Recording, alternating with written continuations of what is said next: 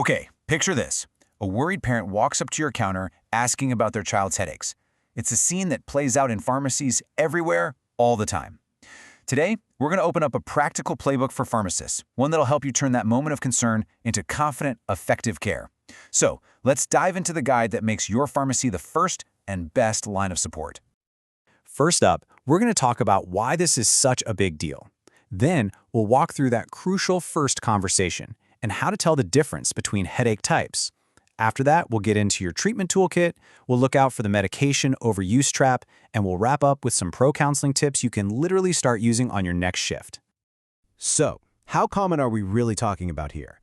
Well, this number kind of says it all. 60%. That's right. More than half of all kids and teens are dealing with headaches. This isn't some rare thing. It's one of the top reasons a parent is going to walk up to your counter looking for real help. And look, this is way more than just a little pain. Globally, headaches are the #2 most disabling condition for teenagers. Think about what that means. It's missed school, it's sitting out of sports, it's a huge hit to their quality of life.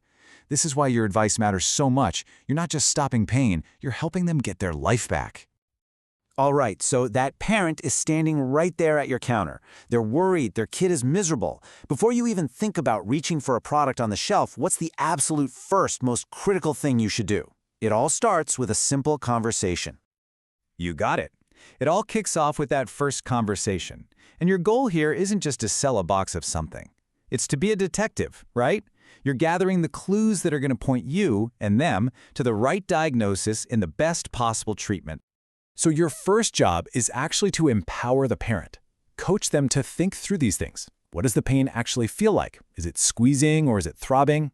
What seems to set it off? And maybe the most important question of all, what are they already taking for it? And, this is key, exactly how often?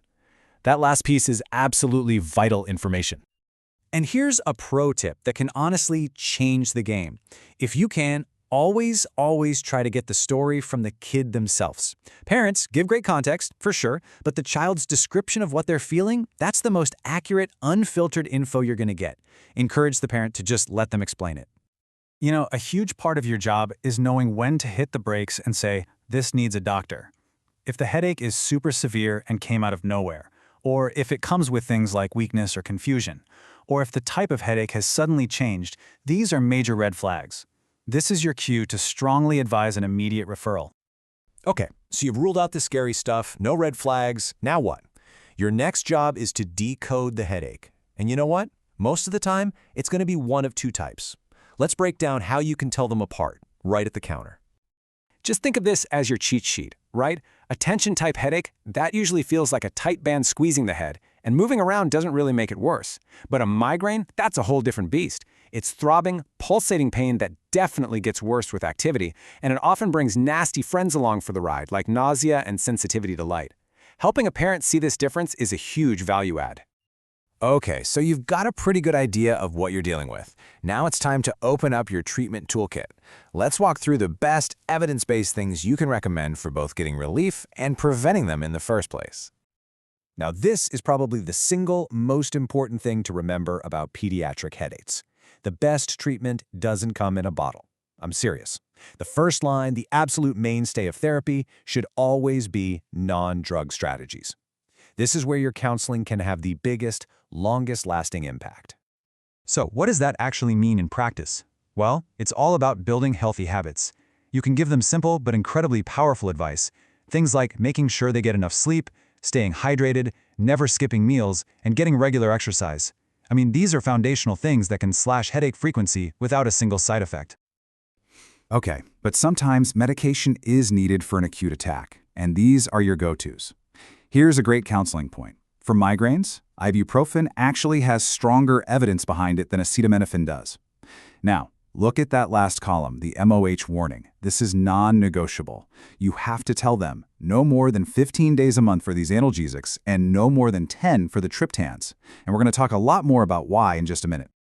Now, when we shift gears to prevention in kids, the conversation often starts right here, with nutraceuticals. Things like magnesium, CoQ10, and riboflavin are often the first-line options. And why start here? It's pretty simple, really. They have a fantastic benefit-to-risk ratio, which makes them a really safe and often effective place to begin. Okay, let's dive into a really big one. A trap that you, as the pharmacist, are in the perfect position to help people avoid. I'm talking about the medication overuse trap. This is where you can be a hero. Medication overuse headache, or MOH, is this crazy, backwards situation where the very medicine you take to get rid of a headache actually starts causing more of them. The clinical definition is pretty clear. If someone is having 15 or more headache days a month and they've been overusing acute meds for more than 3 months, you can be pretty sure they're stuck in this cycle. So, how can you help a family get out of this mess? It's really a two-step process for you.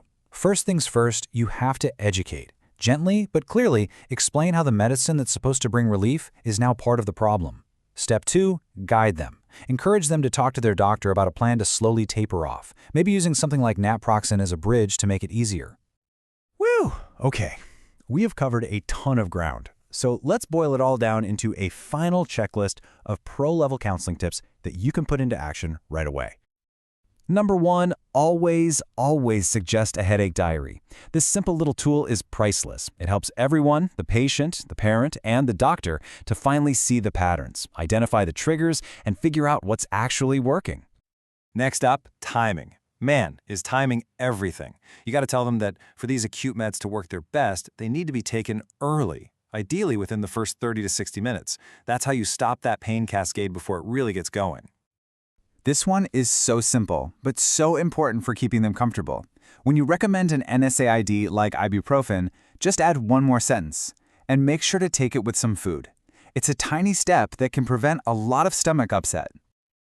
And last but absolutely not least, make this a reflex.